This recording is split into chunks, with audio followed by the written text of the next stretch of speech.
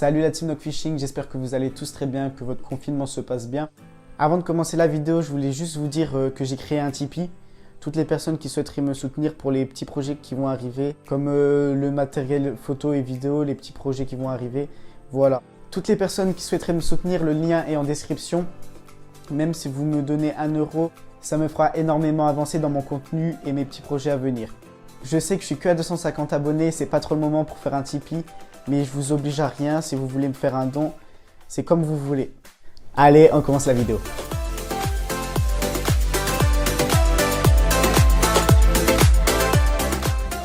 Bon la team, on va tout de suite commencer. Voilà l'éco-sondeur, c'est le Piranha Max 4 de chez Humbird.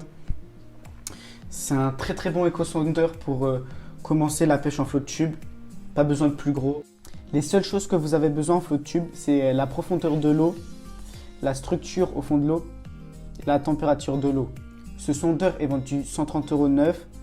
Moi, je l'ai eu en occasion sur le Bon Coin avec la batterie et le support de sonde que le mec avait déjà fait et qui est plutôt pas mal. Alors, j'ai pas voulu le changer.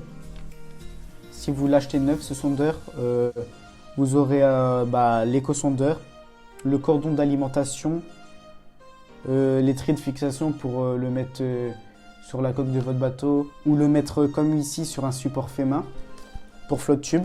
Et après, vous avez la sonde, bien sûr.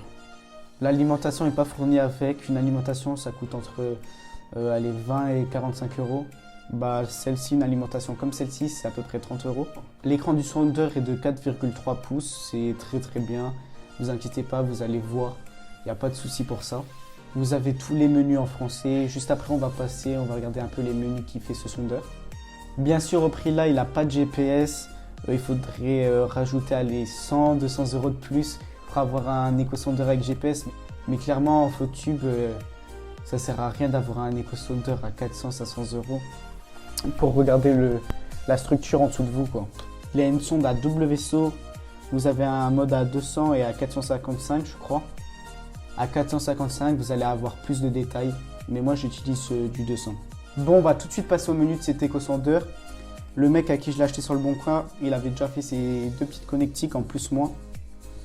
L'alimentation que vous devez utiliser, c'est du 12 volts, 7 ampères. Ça se connecte facile, hein. Vous mettez le rouge sur le rouge, le noir sur le noir. C'est très simple, genre clac et clac. Voilà.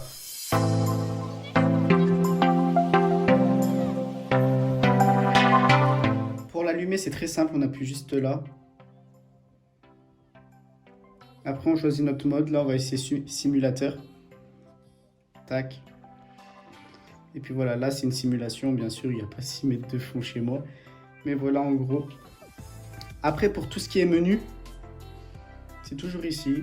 Ici, on a une vue sonar. Après, on a tous les détails, le modèle de l'éco-sondeur.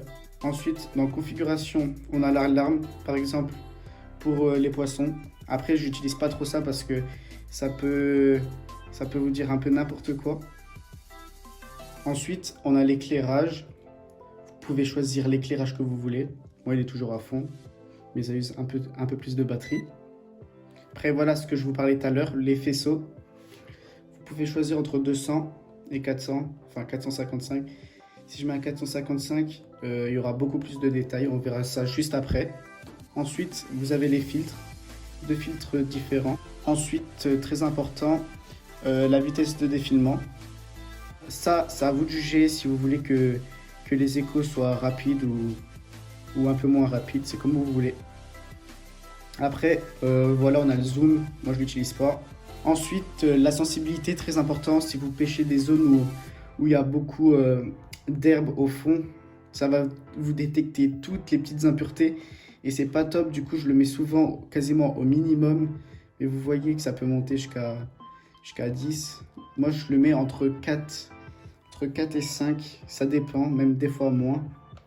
Ensuite, là, on a la profondeur. Ça va vous mettre, si vous voulez, ça peut vous mettre un bip. Quand vous cherchez une profondeur, par exemple 5 mètres, quand l'écho détecte que la profondeur en dessous de votre flotte est de 5 mètres, il bip pour vous prévenir. Et en gros, dans les réglages, c'est tout. Voilà. Bon, on va passer tout de suite à la vue du sondeur. Voilà, là, j'ai laissé les alarmes fiches. C'est le Fish ID, mais ça sert pas trop à grand chose vraiment. Si vous connaissez au minimum un éco-sondeur, c'est facile. Donc voilà, en gros, là vous voyez, il y a beaucoup d'impuretés. Ça, c'est pas des fiches par exemple. En haut, ils prennent la profondeur de l'eau, en dessous la température. Et le petit zéro que vous voyez là, c'est où vous êtes placé. C'est où elle est votre sonde en fait. Tous les échos qui vont arriver, c'est les échos qui sont en dessous de votre flotte. Bon, voilà, j'ai terminé. Je vous ai résumé en gros ce qu'il pouvait faire cet éco-sondeur. Je vous le répète, ça sert à rien de prendre un éco-sondeur à 500 € pour pêcher en flotte. Vous avez juste besoin en flotte de la température de l'eau, la profondeur et la structure au fond. C'est tout. Maintenant, si vous avez des questions, vous me le dites en commentaire. Je pourrais vous renseigner un petit peu. Mais en gros, voilà, j'ai résumé tout ce qu'il pouvait faire cet éco-sondeur. Bon voilà, j'ai terminé de vous présenter cet éco-sondeur. Si vous voulez l'acheter, vraiment foncez. Vous pouvez le trouver en occasion à moins de 100 € facile avec la sonde. Je vous le conseille pour commencer la pêche en flotte tube. Voilà. Bon la team, c'est la fin de la vidéo. N'hésitez pas à vous abonner parce qu'il y a plein de gens qui ne sont pas encore abonnés.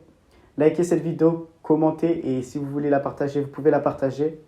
Comme je vous l'ai dit en début de vidéo, si vous voulez me soutenir, il y a mon Tipeee dans la description. Si vous voulez me faire un petit don, ça me ferait énormément plaisir. C'était Théo de la Team Fishing. Portez-vous bien et à la prochaine. Bye bye.